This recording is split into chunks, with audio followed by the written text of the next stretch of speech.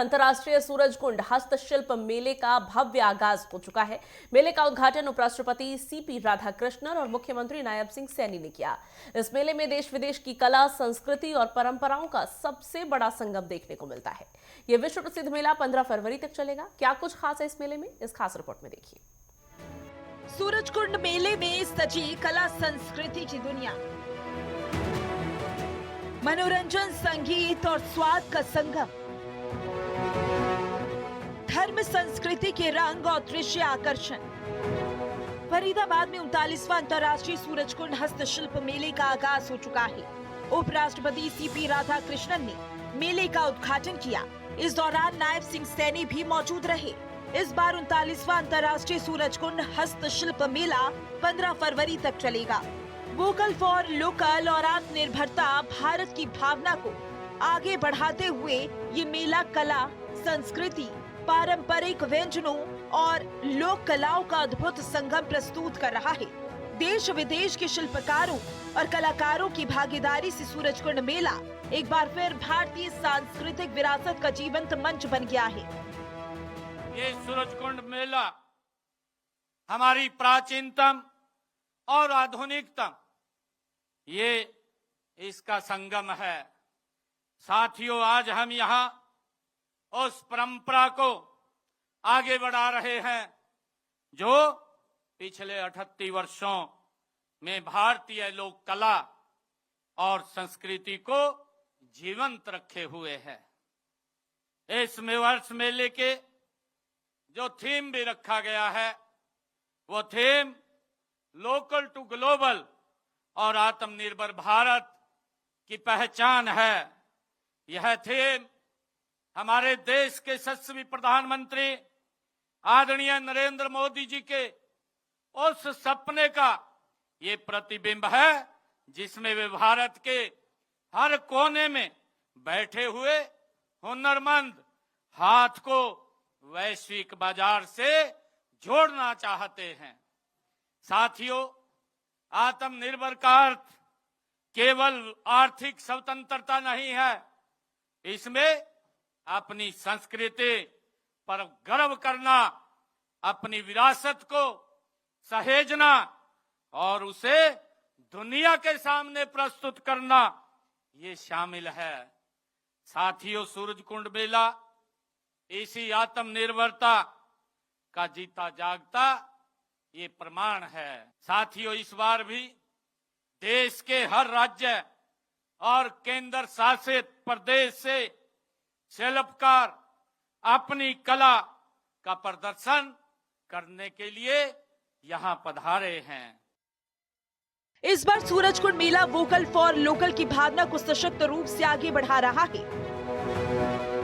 इसे सूरजकुंड अंतर्राष्ट्रीय आत्मनिर्भर हस्तशिल्प मेला नाम दिया गया, जो स्वदेशी शिल्प और आत्मनिर्भर भारत के संदेश को दर्शाता है। उत्तर प्रदेश मेघालय थीम राज्य, जबकि मेले में मिस्र पार्टनर देश है। उत्तर प्रदेश और मेघालय दोनों राज्यों के लगभग 80 शिल्पकार, हथकरघा उत्पादक और कलाकार अपनी पारंपरिक शिल्प वेशभूषा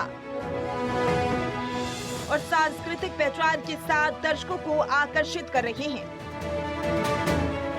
साथ ही कल्चरल पार्टनर के रूप में पूर्वोत्तर भारत के 8 राज्यों के कलाकार लोक नृत्य, संगीत और शिल्प के माध्यम से भारतीय संस्कृति की विविधता का जीवंत प्रदर्शन कर रहे हैं। इस बार सूरजकुंड मेले में दर्शकों के लिए बहुत सी खास आकर्षण चीजें हैं। यहाँ लकड़ी पर मुगल कालीन नक्काशी की बारीक कला देखने को मिल रही है। वहीं टेराकोटा की सुंदर कलाकृतियां भी लोगों को लुभा रही हैं। रामायण, महाभारत और पुराणों पर आधारित पारंपरिक पेंटिंग भारतीय संस्कृति की झलक दिख रही है। मेले में महिला स्वयं सहायता समूहों के बड़ी संख्या में स्टॉल आत्मनिर्भरता का संदेश दे रही हैं। बनारस की घाटों की झलक खास अनुभव करा रही है, जबकि हरियाणा का अपना घर ग्रामीण परिवेश और लोक संस्कृति से रूबरू करा रहा है। साथ ही बंजारी, नगाड़ा, पार्टी और युवाओं के लिए नृत्य का अवसर मेले में जोश भर रहे हैं। सूरजकुंड हस्तशिल्प मेला 2026 केवल एक मेला नहीं बल्कि भारतीय लोक संस्कृति, आत्मनिर्भर भारत और वैश्विक कला का भव्य उत्सव है। यहाँ देश विदेश की कला, शिल्प, संगीत और परंपराएं एक साथ जीवंत होती नजर आती हैं। 15 दिनों तक चलने वाला ये आयोजन शिल्पकारों को पहचान देने के साथ साथ दर्शकों को भारत की सांस्कृतिक विरासत से जोड़ता है। हर रंग, हर स्वाद और हर कला में विविधता समेटे ये मेला बच्चों, युवाओं और बुजुर्गों सभी के लिए खास अनुभव लेकर आता है।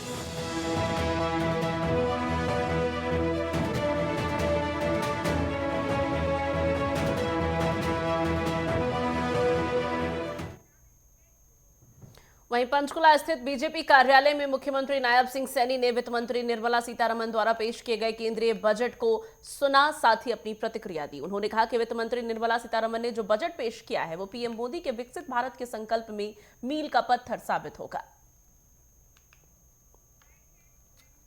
विकसित भारत के संकल्प को ये सिर्फ एक दूरदर्शी और ऐतिहासिक ये दस्तावेज है। यह बजट सही मायनों में जनहित और अंत्योदय की भावना को ये समर्पित बजट है। इस बजट में 3 मुख्य विजन हैं: रफ्तार, क्षमता, सबका साथ। रफ्तार का अर्थ है प्रोडक्टिविटी बढ़ाकर आर्थिक विकास की गति को तेज करना। क्षमता का अर्थ है लोगों की काबिलियत को निखारना ताकि वे देश की तरक्की में भागीदार बन सकें। और सबका साथ का अर्थ है कि हर परिवार, क्षेत्र के पास कमाई के पर्याप्त संसाधन और मौके हों। ये सबका साथ का अर्थ है। यह बजट सबका साथ, सबका विकास की भावना को ये चितार्थ करने वाला ये बजट है।